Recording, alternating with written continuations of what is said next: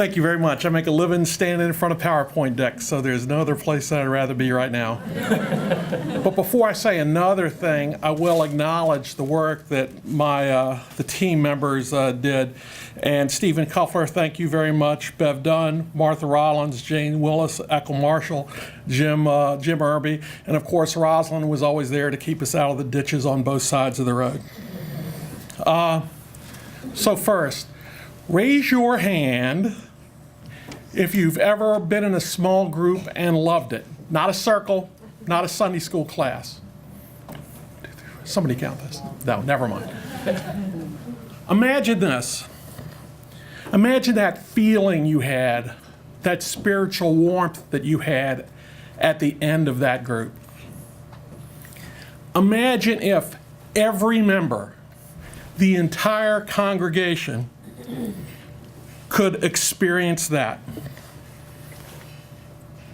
opportunity to nurture one another.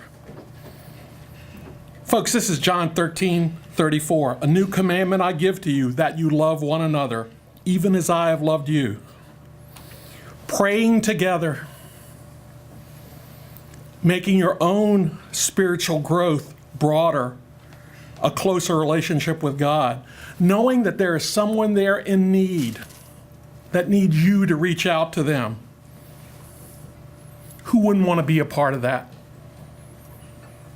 That's what Jesus wanted us to do. So how are we going to do that?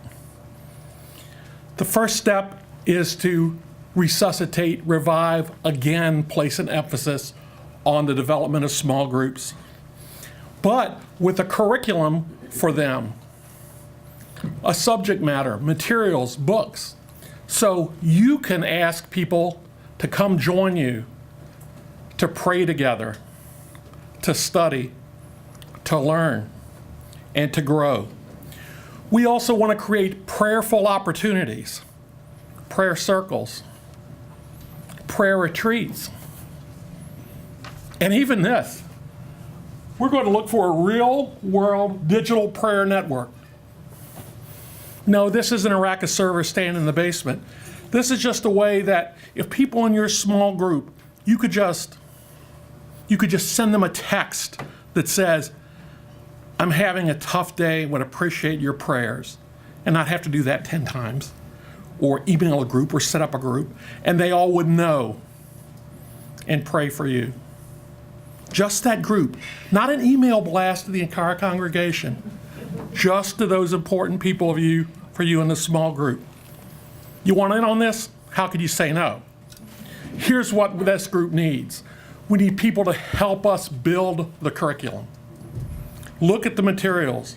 Share things that you have found that you think are important. And be willing to lead a small group. Now just reset the play clock for just a second. Let me go through this. Here's what leading a small group means. It does not mean you have to hitch the plow to your shoulders and pull the whole thing down the road yourself. Heck, one of my greatest friends in this church and one of the best leaders of my mind is Jim Irby. And he came to one meeting of this group and he delivered this. You've just got to have the kernel. He's led a small group that I've been in for at least 12 years. And the kernel is this. It's just the infrastructure to make it happen. To send out the email, to decide what's going to happen, and to just make it happen. And then people show up, and it does. You want to know this? Ask anybody. I'll put my email address up here. Tell me you want in. Tell any of the staff you want in. It's that important. Thank you all very much.